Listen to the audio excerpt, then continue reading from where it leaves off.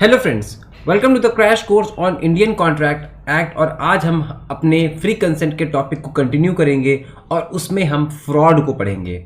इससे पहले हमने कोएर्जन और अनड्यू इन्फ्लुएंस को पढ़ लिया है और आज हम फ्रॉड को देखेंगे। तो आइए शुरू करते हैं। अब हमारा जो कॉन्ट्रैक्ट एक्ट है उसमें जो सेक्शन 17 है वो डिफाइन करता है फ्रॉड को as means and includes.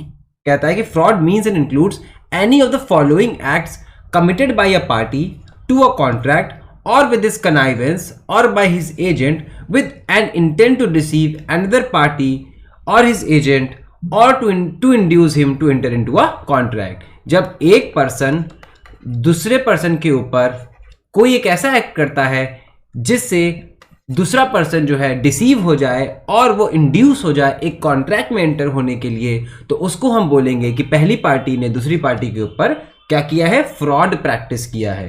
Okay, अब वो कौन कौन से एक्ट्स हो सकते हैं जो कि फ्रॉड की कैटेगरी में आएंगे? तो वो फॉलोइंग एक्ट्स हैं, जैसे कि एक ऐसा सजेशन जो कि ट्रू नहीं है और जो वो सजेस्ट कर रहा है बंदा वो जानता है कि वो ट्रू नहीं है, तो the suggestion as a fact of that which is not true, जो कि ट्रू नहीं है और वो पर्सन जानता भी है कि वो ट्रू नहीं है।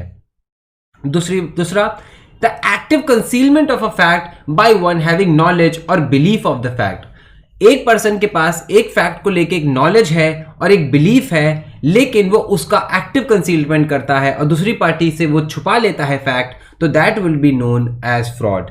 तीसरा, a promise made without any intention of performing it. एक ऐसा प्रॉमिस एक पार्टी दूसरे पार्टी से अगर करती है जिसका उसको परफॉर्म करने का कोई इंटेंशन ही नहीं था कभी, तो वो भी फ्रॉड की डेफिनेशन में आएगा। उसके बाद any other act fitted to deceive, कोई भी अदर एक्ट जिससे कोई पर्सन डिसीव हो सकता है वो एक्ट। और लास्टली एनी सच एक्ट और omission as the law specifically declares to be fraudulent. कोई भी ऐसा एक्ट या ओमिशन जो लॉ स्पेसिफिकली डिक्लेयर करता है कि ये फ्रॉडुलेंट है, तो ये सारे एक्ट्स जो हैं अगर एक पार्टी दूसरे पार्टी पे करती है जिससे दूसरी पार्टी जो है वो डिसीव हो जाए और एक कॉन्ट्रैक्ट में एंटर होने को इंड्यूस हो जाए, तो हम क्या बोलेंगे? हम बोलेंगे कि पहली पार्टी ने दूसरी पार्टी के ऊपर फ्रॉड प्रैक्टिस किया है।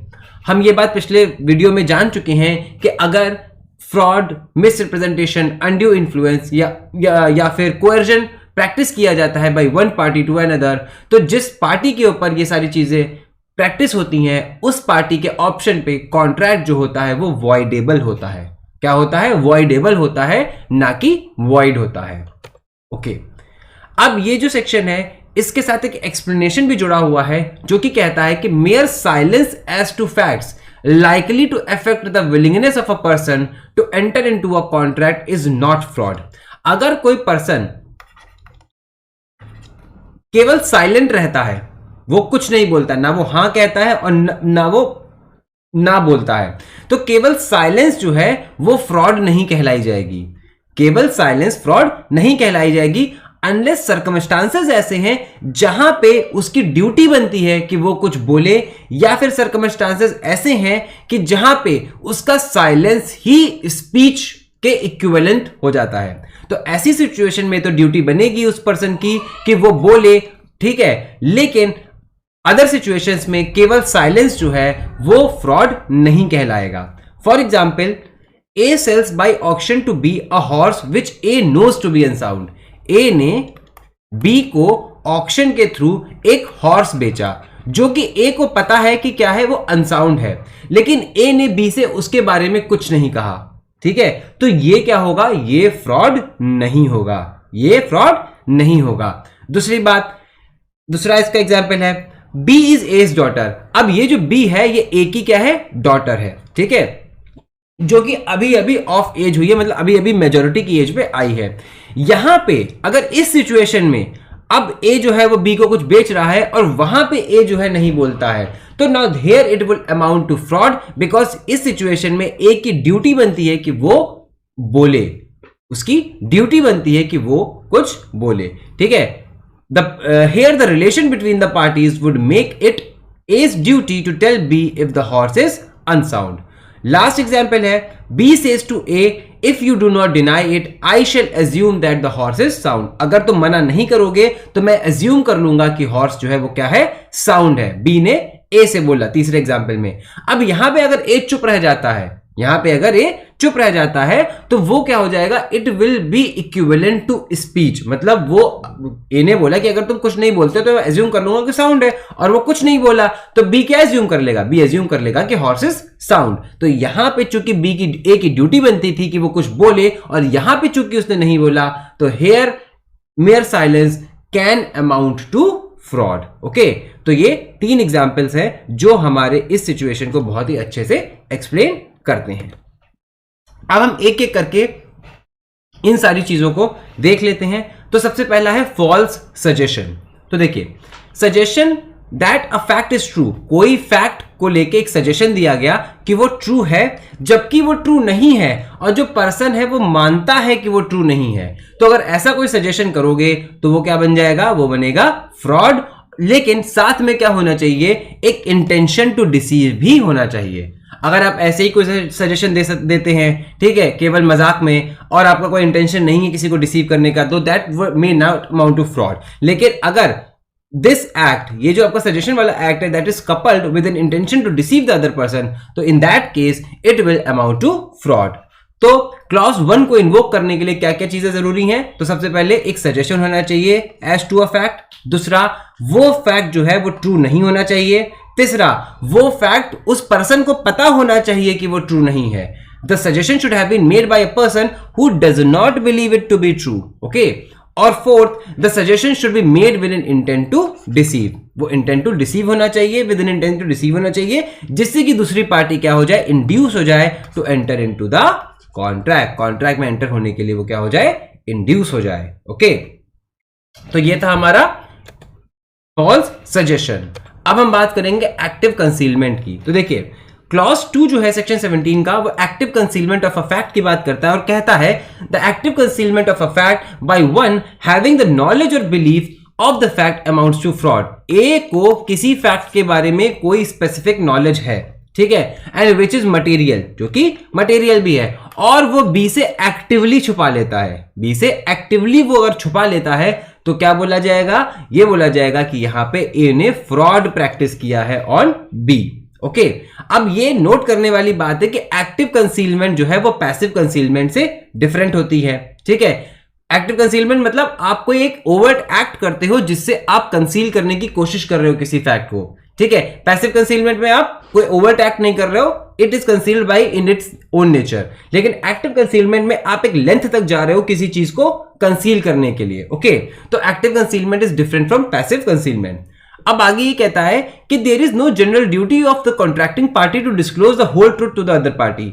ठीक है, तो कोई भी कॉन्ट्रैक्टिंग पार्टी है, ये दो कॉन्ट्रैक्टिंग पार्टीज हैं एक दूसरे के, तो ये किसी भी ड्यूटी बाउंड नहीं है कि एक दूसरे से सच ही बोलेंगे, बिल्कुल भी ड्यूटी बाउंड नहीं है। ठीक है, mere silence as to certain facts may not amount to fraud. ये भी हमने पढ़ा था थोड़ी देर पहले कि सर्टेन फैक्ट्स को लेके केवल साइलेंट हो जाना फ्रॉड नहीं होता है। लेकिन अगर एक्टिव कंसीलमेंट कर रहे हैं, अगर बी ने ये पूछा कि भैया घोड़ा सही है कि नहीं घोड़ा सही है, और ए ने बोला कि नहीं घोड़ा सही है, तो यहां पे क्या किया उसने, एक्टिव कंसीलमेंट किया है उस चीज का। तो यहां पे जो है क्या बोला जाएगा, ए ने फ्रॉड कमिट किया है on B.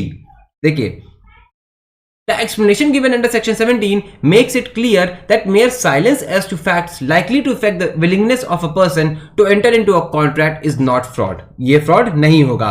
But when a party is under a duty to speak and if he does not speak, his silence may amount to fraud. The duty to disclose facts may arise when one party reposes confidence and the other party accepts that confidence. इसने पूछा कि भैया जो सामान मैं आपसे खरीद रहा हूं क्या वो 100% सही है कि नहीं सही है। तो यहां पे क्या है, बी जो है वो एक तरीके से कॉन्फिडेंस रिपोज कर रहा है ऑन ए, और अगर ए यहां पे ये कह देता है कि नहीं ये सारा आइटम सही है जो आप ले रहे हैं और आपकी जो रिक्वायरमेंट है उसी के हिसाब से आपको ये आइटम दिया जा रहा है, और उसके बाद ये पता चलता है कि एक झूठ बोल रहा था, ए झूठ बोल रहा था, तो क्या हो जाएगा, ये मान लिया जाएगा कि यहां पे ए जो है उसने प्रैक्टिस किया है फ्रॉड ऑन बी। ओके, तीसरा, promise made without intention of performing it. A ने बी से एक ऐसा प्रॉमिस किया जिसका कोई इसको इंटेंशन ही नहीं था परफॉर्म करने का, तो यहां पे ये कहा जाएगा कि ए ने बी के ऊपर फ्रॉड कमिट किया है। Now, it is very difficult to prove what state of man's mind at a particular time but if it can be ascertained, लेकिन अगर वो उसका ascertainment हो सकता है उसके state of mind का, as much as a fact of anything else, mere breach of contract is not enough to raise the presumption that the party had no intention of performing it. आप अगर intention prove करना है, जैसे A ने B से जब promise किया था, तो ये कैसे प्रूव करेंगे कि उसका इंटेंशन था परफॉर्म करने का या नहीं परफॉर्म करने का, ठीक है। तो इट इज वेरी डिफिकल्ट। तो यहां पे ये बात कही गई है कि जस्ट बिकॉज ए ने ब्रीच कर दिया है वो प्रॉमिस, इसका मतलब ये नहीं होता कि जिस समय उसने प्रॉमिस किया था उस समय उसने पहले से ही ठान लिया था कि हम ब्रीच करेंगे कॉन्ट्रैक्ट, ठीक है। तो इसको प्रूव करने के लिए थोड़ा सा आपको एक्सटेंट में आगे जाना पड़ेगा। Now, to buy goods with intention of not paying the price is a fraud and the seller is entitled to resign the contract. तो इसका क्या एग्जांपल हो सकता है कि आपने गुड्स खरीदे ही इस इंटेंशन से थे कि आप उसका पेमेंट नहीं करोगे, तो यहां पे जो है इसको फ्रॉड बोला जाएगा और seller will be entitled to resign the contract. Seller जो है उसके पास रेमेडी होगी, उस रेमेडी से इंटाइटल्ड होगा कि उस कॉन्ट्रैक्ट को रिसाइन करवा ले। उसके बाद अगली बात आती है any other act fitted to deceive. अब यहां पे ये जो एक्ट है, ये जो क्लॉज है एक तरीके से मान लीजिए रेसिड्यूरी क्लॉज है, कि मतलब जो कोई भी एक्ट किसी और क्लॉज में ना गिरे तो वो यहां गिर जाए आके, ठीक है। तो this provision under clause 4 of section 17 has been made by a way of abundant caution. Legislature ने यहां पे अबेंडेंट कॉशन दिखाया है।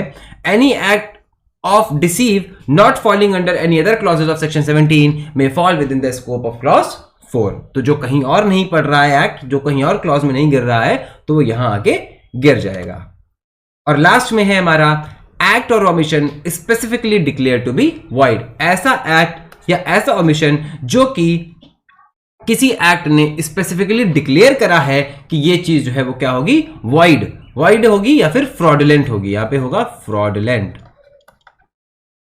Now section clause 5 of section 17 of the act cover such act or omission as the law specifically declares to be fraudulent. Okay, if a law declares an act or omission as a fraudulent, it will also be fraud for the purposes of the Contract Act. अगर law ने specifically declare करके रखा हुआ है कि एक particular act या particular omission वो फ्रॉडुलेंट होगा, तो इस सेक्शन के पर्पस के लिए भी वो एक्ट जो है क्या होगा, फ्रॉडुलेंट होगा। जैसे कि section 55 of transfer of property act 1882 requires the seller of immovable property to disclose to the buyer any material defect in the property और in the title and an omission to make such disclosure is fraudulent. तो अगर वो material defect को बताने में या फिर property के टाइटल में मटेरियल डिफेक्ट को बताने में अगर वो फेल करता है, तो क्या बोला जाएगा कि उस पार्टी ने दूसरी पार्टी के ऊपर क्या किया है, फ्रॉड को प्रैक्टिस किया है। तो वो वहां पे फ्रॉड को चूंकि डिक्लेयर कर दिया गया है ऐसा एक्ट, तो वो इस सेक्शन के भी रिस्पेक्ट में it will amount to fraud. Okay, अब हम बात करते हैं आखिर में स्टैंडर्ड ऑफ प्रूफ की। अगर आपको फ्रॉड को प्रूव करना है तो आप किस हद तक उसको प्रूव करना पड़ेगा, मतलब स्टैंडर्ड ऑफ प्रूफ क्या है। तो allegation of fraud in civil cases must be prove to a high degree of probability, मतलब आपको बियॉन्ड अ रीजनेबल डाउट उसको प्रूव करना पड़ेगा, ठीक है। तो सिंपल सी बात है, अगर आपको फ्रॉड प्रूव करना है तो you will have to prove it beyond reasonable doubt. It appears that in view of requirement of high standard, but चूंकि इतना हाई स्टैंडर्ड है प्रूफ का फ्रॉड में, तो लोग पार्टीज एक्चुअली क्या करती हैं, पार्टीज दोनों चीजें सेटअप करती हैं केस में। फ्रॉड तो सेटअप करती हैं, साथ में मिस रिप्रेजेंटेशन भी सेटअप कर देती हैं। जो प्रूव हो जाए बाद में, उसमें दूसरा पर्सन क्या हो जाएगा, फंस जाता है, ठीक है। तो आज का हमारा टॉपिक है यहां पे यहीं खत्म होता है फ्रॉड। अगला जब हम वीडियो बनाएंगे तो फ्री कंसेंट में हम मिस रिप्रेजेंटेशन को डिस्कस करेंगे। अगर ये वीडियो आपको पसंद आया हो तो आप इस वीडियो को जरूर लाइक कीजिएगा, हमारे चैनल को सब्सक्राइब कीजिएगा। अगली बार जब हम आपसे मिलेंगे तब तक के लिए thank you and happy learning.